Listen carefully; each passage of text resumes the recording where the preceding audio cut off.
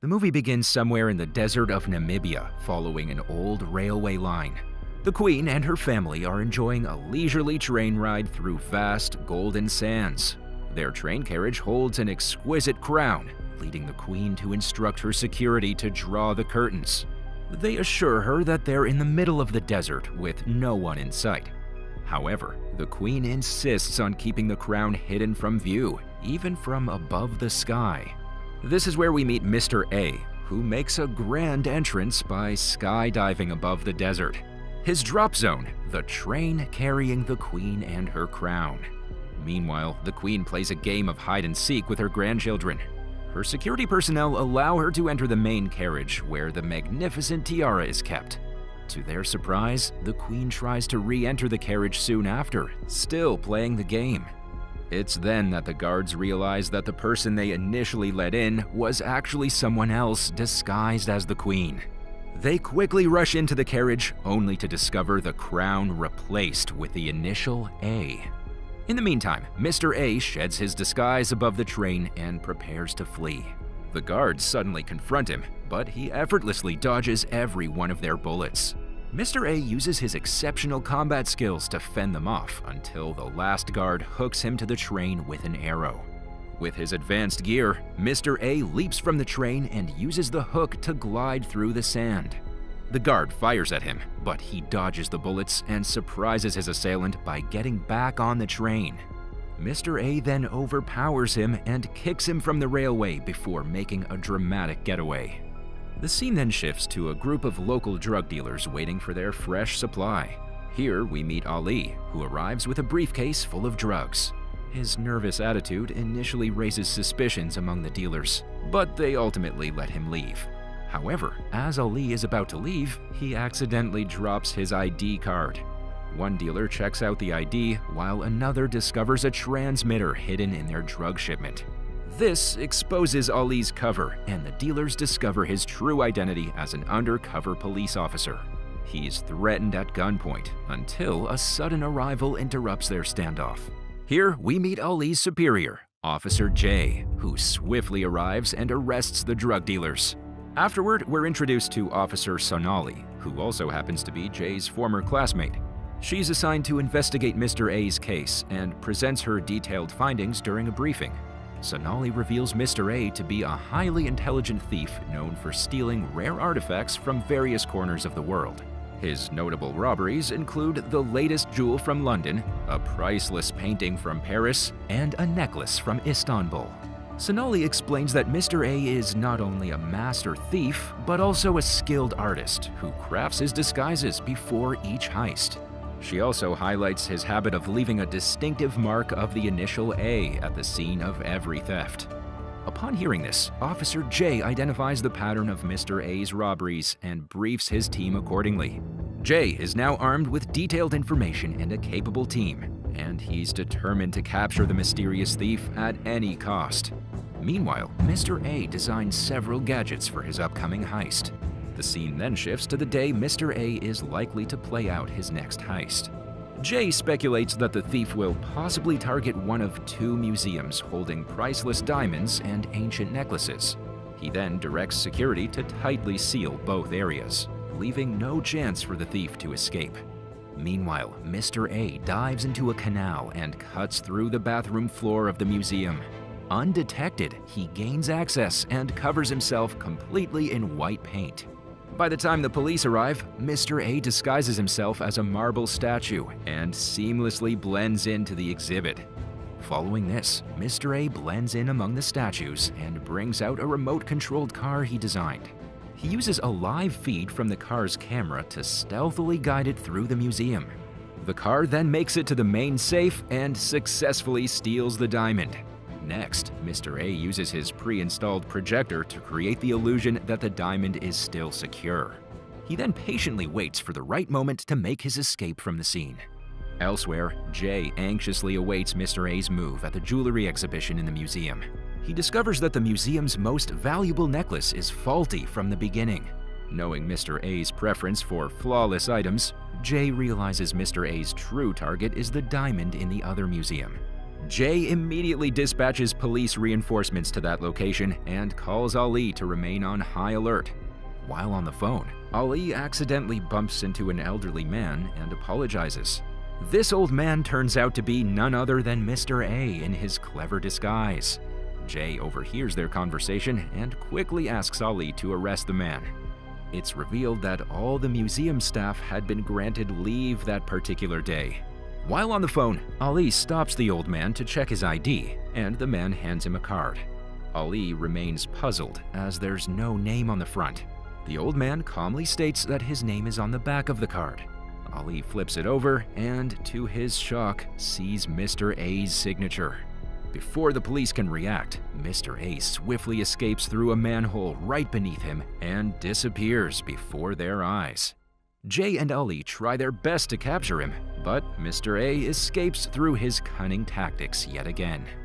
Following this, Mr. A appears at the airport in yet another disguise. The media reports his next target, a priceless 600-year-old sword. The next day, Jay and his team arrive at the palace and heavily guard the area.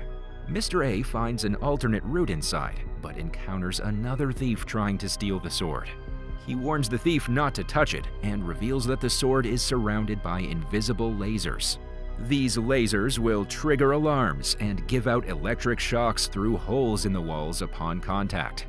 In a bold move, Mr. A tosses a coin towards the laser, which immediately sets off the alarm. The nearby guards rush into the area just as the electric shocks activate and incapacitate them. The other thief takes the opportunity to flee with the sword and leaves behind Mr. A's signature. Enraged, Mr. A pursues the thief, but Sonali intervenes and holds the imposter at gunpoint. Mr. A arrives just in time to disarm Sonali and then rescues the imposter from being caught. Sonali and Jay are left frustrated as Mr. A slips through their fingers once again. Once they reach their exit route, the other thief removes the mask and reveals herself as a young woman named Suneri. It turns out that Suneri is a fan of Mr. A and attempted to steal the sword in hopes of meeting him. She tries to persuade Mr. A to form an alliance and work together. However, he turns her down and leaves with the priceless sword. After their meeting, Mr. A begins to observe Suneri closely and approaches her in disguise. He gets impressed by her determination and finally agrees to take her on as his partner. A few days later, Suneri arrives at a movie theater to meet Jay. It's revealed that Suneri has been working undercover for the police from the beginning.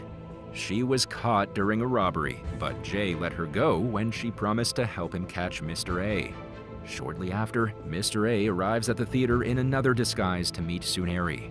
He provides her with a passport and tickets for a trip to Rio, where they will carry out their next heist. Jay, hiding in the shadows, overhears their entire conversation, while Mr. A remains unaware of his presence. Following this, Mr. A and Suneri arrive in Rio, where Jay and Ali also end up according to the plan. It's revealed that the police officers will be staying with Sonali's twin sister, Monali, who lives there. Meanwhile, Mr. A begins to trust Suneri, and she reciprocates his trust. He finally meets her without any disguise and reveals his name, Aryan. He then asks Suneri if she trusts him, and she wholeheartedly confirms that she does. Shockingly, Aryan challenges her to jump off a cliff, and she agrees without hesitation. He follows her with a cable attached to himself for their safety. It turns out that this was just a test of Suneri's trustworthiness, and she earns even more of Aryan's trust through her willingness to take the leap. The next day, Aryan goes for a walk in disguise and unexpectedly runs into Jay. Although they're strangers, they eventually strike up a conversation upon discovering they're both Indian. Both men fabricate stories about themselves. Jay pretends to be a writer, while Aryan claims he collects coins for a living. Just then, Suneri calls Aryan and informs him she'll be away for a few hours. She then reaches out to Jay and arranges to meet at their location. Suneri later reveals to Jay that she's gained enough of Aryan's trust to see his true identity.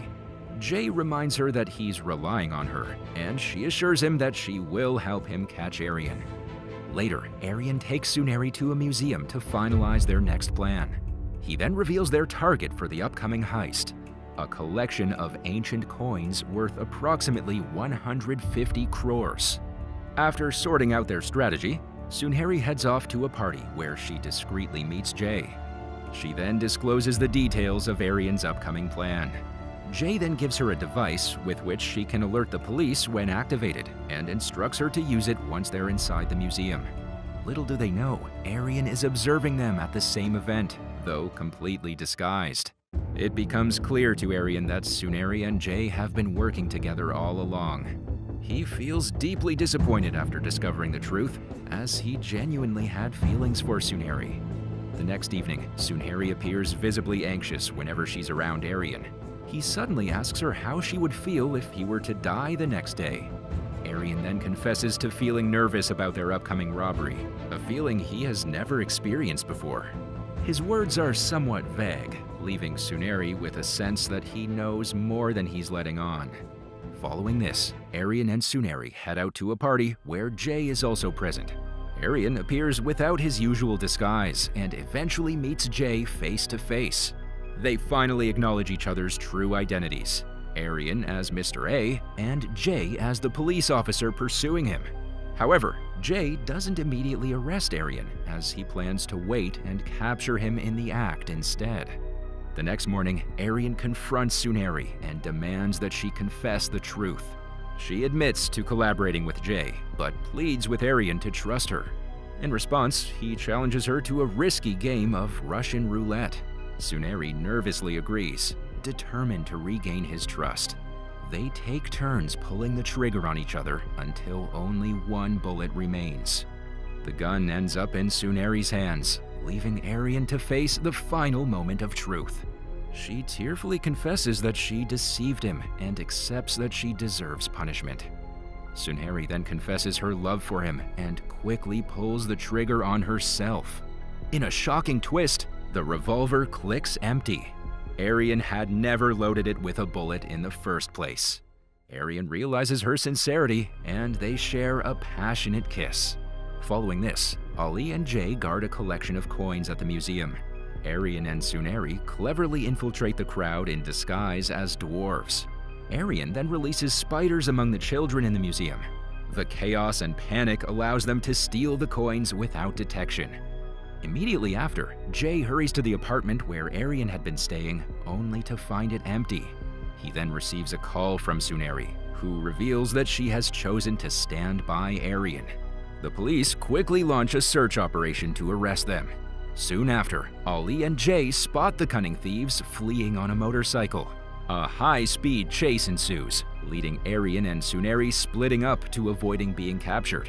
Jay eventually catches up to Aryan, who refuses to surrender in spite of a fierce struggle. In the midst of their confrontation, Ali arrives on the scene, aiming his gun at Sunehri.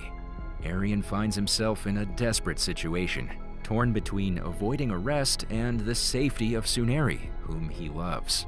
Aryan suddenly poses a question to Ali and Jay, asking if anyone has ever loved someone enough to kill them.